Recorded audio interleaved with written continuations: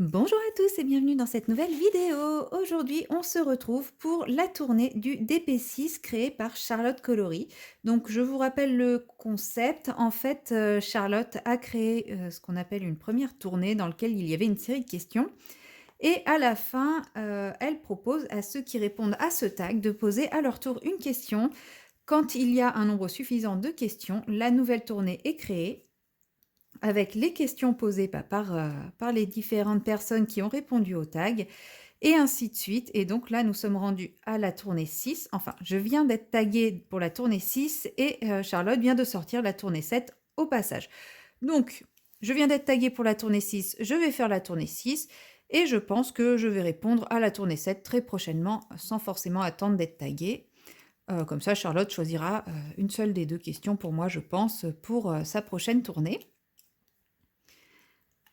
Alors, moi, j'ai été taguée par ma copine Clara.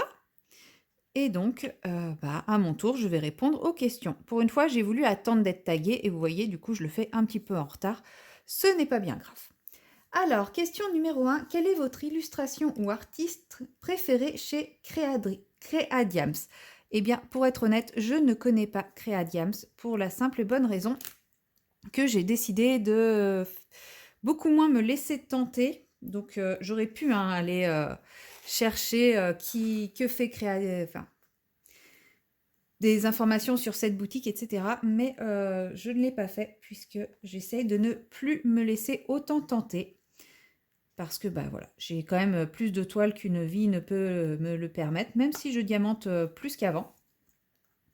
Mais je n'ai pas envie de trop m'intéresser à toutes les boutiques et donc à tous les artistes qui peuvent être faits. Ça ne ferait qu'augmenter ma tentation, donc voilà, je ne me suis pas intéressée à ça. Donc ça, c'était la question de Chérinette. Il faut que je pense à dire qui a posé la question à chaque fois. Ça sera quand même plus sympa pour tout le monde. Alors, hop, je pose mon petit diamant que j'ai repéré ici. Non, c'était pas lui. Ah, j'ai plus assez de tir sur mon diamant. Voilà, ouais, j'ai posé des AB tout à l'heure. Question numéro 2. Raconte-nous un de tes plus beaux souvenirs pendant l'année 2023. Alors, un de mes plus beaux souvenirs pendant l'année 2023, je ne saurais pas trop quoi répondre pour être honnête. Je ne vais pas dire que 2023 était une mauvaise année. Comparé aux 3-4 années précédentes, c'était pas si pire. Mais de là à dire un de mes plus beaux souvenirs, j'ai pas un souvenir exceptionnel qui sorte du lot pour 2023. Ça n'a pas été une mauvaise année, mais ça n'a pas été une année avec un souvenir. Bon, on peut dire la première vidéo que j'ai postée sur YouTube, c'était en 2023, voilà. Et les premiers retours suite à cette vidéo, je dirais pas que c'est le plus beau souvenir parce que je pense que j'ai des souvenirs qui sont bien mieux, mais c'est quand même un moment qui m'a marqué sur mon année 2023, puisque voilà, c'était le lancement de ma chaîne. Et ouais, la première vidéo que j'ai réalisée aussi, c'était, voilà, c'est symbolique, c'est le lancement de ma chaîne. Et cette vidéo, je l'ai refaite, je ne sais même pas combien de fois en fait. J'ai eu trop de mal à la faire. Maintenant, je décide de lancer une vidéo, je la lance et ouais, il y a quelques fois, il y a des ratés sur le départ, mais pas grand-chose. Alors que là, c'était laborieux de chez laborieux. Donc, je vais rester là-dessus, même si je ne pense pas que c'était mon meilleur souvenir. C'est un petit souvenir symbolique. Voilà, ça va bientôt faire un an. Donc, ouais, c'est bientôt les 1 an de ma chaîne. Donc ça, c'était une question de Céline Diamante et c'est déjà pas mal. Question numéro 3. Comment choisissez-vous votre future toile, événement, envie, saison? C'est une question d'étoiles qui brillent. Alors, comment je choisis? Uniquement par envie, sachant que voilà, j'ai envie de faire absolument, quasiment, bon, je ne veux pas dire absolument, mais quasiment toutes les toiles de mon stock. Donc forcément, quand je discute diamond painting avec des personnes qui aiment le diamond painting aussi, je vais parler de mes stocks et forcément, il y a un moment où je vais dire: «Ah mais cette toile, je l'aime trop, j'ai trop envie de la faire, du coup, ça va être la prochaine que je fais» et je me suis rendu compte que j'avais énormément de toiles à faire en prochaine que je fais. Donc, bah, j'ai commencé à me créer un petit planning de toiles. Donc voilà, là en ce moment je suis sur cette toile-ci, donc l'oiseau de sérénité de Vayunette de chez Oraloa. Et je suis également sur Curl Up with a Good Book de chez DAC, donc de Randall Sprangler de chez DAC. Et bon, les deux devraient être finis approximativement en même temps. Je pense que je finirai la Randall avant la Oraloa. Donc une fois que j'aurai terminé la Randall, je commencerai une petite toile. Donc je pense que ça sera très certainement la Chamanteau de chez Oraloa. Vous verrez soit vous aurez déjà vu le unboxing, soit il va pas tarder. Parce que j'ai étalé tous mes unboxings que j'ai fait, parce que j'ai eu une grosse période de craquage. Mais j'ai étalé tout ça pour éviter de vous surcharger de unboxing en même temps. Voilà, je ferai celle-ci ensuite. Et en septembre, je vais débuter Cœur en fleurs en trio avec donc Clara de la chaîne Clara DP et une de ses abonnées. Elle le faisait en duo à la base et bah, je me suis incrustée parce que cette toile me plaît beaucoup et j'avais envie de la faire. Et en parallèle de cette toile-là, puisque je pense que Chamanteau va pas me prendre très très très longtemps, je prendrai à nouveau une de mes toiles en version 1, donc soit l'oiseau du Canada, soit la sorcière, et je crois que j'en ai un autre, soit l'oiseau lune. Voilà, c'est de toute façon, je termine mes versions 1, donc c'est celle dont je viens de citer, hein, oiseau du Canada, oiseau lune et sorcière. Et en parallèle, je fais une toile qui me permet de me changer un peu les idées, donc en fonction de de changer les idées. Comme c'est des toiles qui sont monochromes à chaque fois, voilà, comme ici, j'ai pas envie de me lasser, donc c'est pour ça que je fais une autre toile en parallèle qui évitera de me lasser. Voilà comment je planifie, comment je choisis mes futures toiles. C'est plus... Pour le moment, je ne me fie pas aux événements, puisque en fait, je l'avais fait et ça me mettait la pression et je ne prenais plus de plaisir à diamanter. Donc voilà, j'ai ma petite wish list de toiles à faire qui peut évoluer à tout moment en fonction de mes envies, mais voilà. Dans le principe, c'est un petit peu ce que je vous ai expliqué. Question numéro 4, question de Kimiline. Est-ce que vous planifiez vos loisirs ou vous allez à l'arrache? Bah, là, comme je viens de dire, je planifie dans le sens où je sais à peu près dans quel ordre je vais faire mes toiles. Maintenant, je planifie pas dans le sens X cases par jour, X cases par mois, etc. Non, ça, j'y vais à l'arrache. Une fois que je débute la toile, j'ai envie de faire du diamond painting, je fais du diamond painting. La seule chose, c'est que quand je fais une toile, je fais une bande complète avant de changer la toile, avant de passer à la toile suivante, sauf cas particulier, mais j'essaye quand même de finir la bande complète avant de changer de toile. Maintenant, je peux faire 2 bandes d'affilée sur une toile et avant de changer de toile. Enfin voilà, il n'y a pas de planification comme ça. Pour le point de croix, bah, c'est pareil, hein, c'est vraiment à l'envie. Et pour le colo, bah, c'est pareil, c'est à l'envie aussi. Question numéro 5. Que fais-tu de tes toiles Diamond Painting terminées? Donc ça, c'est une question de moi. C'est moi qui l'ai posée dans la précédente. Donc moi, quand j'ai terminé mes toiles, j'essaye de les offrir. Voilà, tout simplement.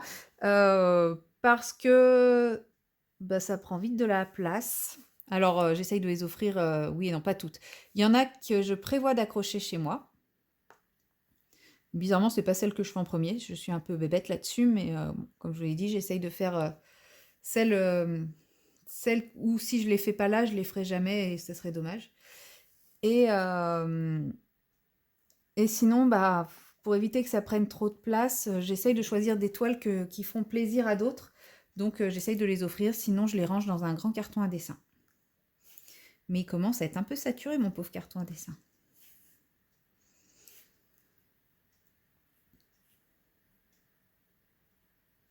Question numéro 6. Comment faites-vous pour être aussi rapide? Eh bien, je ne me considère pas comme quelqu'un de rapide. Je me rends compte que plus ça va, plus je suis rapide. Mais plus ça va, plus je suis rapide dans le sens où plus ça va, plus je fais souvent du diamond painting. En fait, là, en ce moment, je suis dans une période où j'ai très envie de faire du diamond painting. J'ai tout le temps envie de faire du diamond painting. Donc forcément, je suis plus rapide en diamond painting que je n'ai pu l'être à d'autres moments. Mais c'est un peu au détriment, façon de parler, de mes autres loisirs, c'est-à-dire que je colorie un petit peu moins. Là, pour le moment, ce mois de mai, j'ai pas fait de colo, quasiment pas fait de colo. Par contre, j'ai bien avancé mes DP. Donc voilà. Donc je ne suis pas rapide, mais je ne me considère pas comme étant rapide. Hein, de toute façon, vous le voyez bien à ma pause. Dans ma vidéo, je vais avoir juste fait ce petit bout-là. Hein. Le temps de ma vidéo qui, ça se trouve, va durer 1000 ans.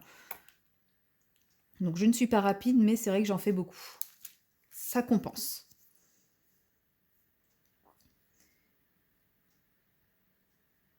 J'ai dit que c'était une question de qui ça, comment faites-vous pour être aussi rapide? C'est une question de filet en aiguille. Question numéro 7, quel est ton signe astrologique? Question de Clara de la chaîne Clara DP. Donc moi je suis taureau, je suis née fin avril, le 30 avril. Donc petit taureau qui fonce et qui réfléchit par la suite. Question numéro 8, quelle image rêverais-tu d'avoir dans tes loisirs créatifs? Je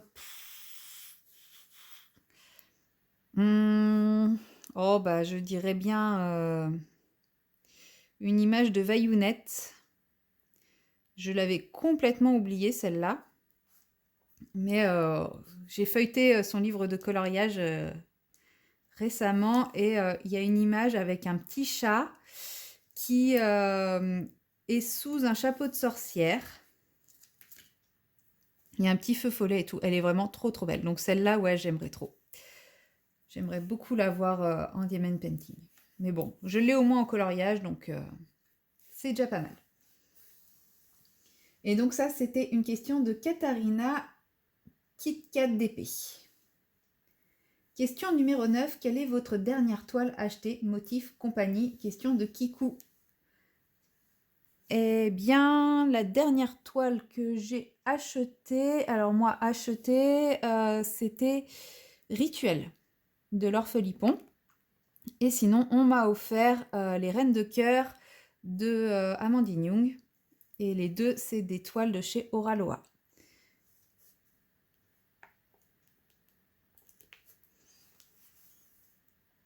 Question numéro 10. Quel est l'artiste que vous aimeriez voir licencié? Eh bien, il n'y a pas si longtemps que ça, j'aurais dit que j'aurais aimé voir licencier Mistigris, qui est une artiste nantaise qui fait des tableaux depuis très très longtemps, puisque moi je sais même pas depuis combien de temps je la connais, j'ai quelques reproductions de ses œuvres et tout, et j'aime beaucoup, mais en fait je me suis rendu compte qu'elle était déjà licenciée chez Oraloa. C'est juste que voilà, les images licenciées en diamond painting ne sont pas celles qui me plaisent, donc ça m'a pas forcément attiré l'œil sur le coup, mais bon, elle est déjà licenciée, donc elle, c'est pas possible. Sinon je dirais du coup, artiste bien connu dans le monde du coloriage, je dirais Kirby Rosanne. J'aime énormément cet artiste, cet illustrateur, cet artiste. Par contre, un DP Kirby Rosanne, bonjour les confettis. C'est tellement petit, minutieux et détaillé que, à mon avis, le seul moyen d'avoir un rendu potable avec du Kirby Rosanne, ça sera de faire une toile pure confetti. Donc voilà. Déjà, quand on le voit en colo, ça fait peur, alors qu'en réalité, c'est assez facile à réaliser. Mais en DP, je pense que ouais, ça sera du confetti power à n'en plus finir.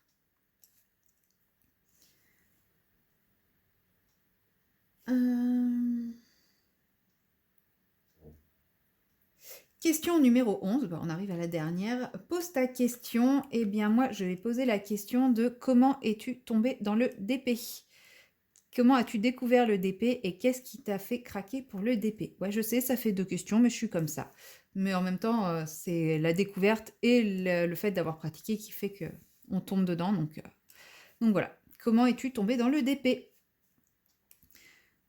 Et ensuite, 12 tags des personnes. Et ben, c'est difficile de me dire que je vais taguer des personnes puisque...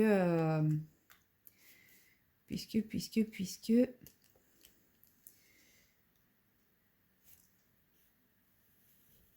Eh ben si, parce que je vois que Ch'tizaz n'a pas répondu à ce tag, donc bah voilà, je vais taguer Ch'tizaz, même si je sais que Clara l'a tagué aussi. C'est pas grave, hein, comme ça elle aura plusieurs personnes qui vont la taguer. Et, et puis bah voilà, je vais taguer que Ch'tizaz, parce que de toute façon on va passer à la tournée du DP7. Donc pas la peine de trop mettre les gens en retard, hein. Je retaguerai un peu plus de monde quand je ferai la tournée du DP7. Voilà, c'est terminé pour cette vidéo. Vous voyez, j'ai pas été si rapide, je n'ai fait que ça. Et moi, je vous dis à très bientôt dans une prochaine vidéo. Bye bye!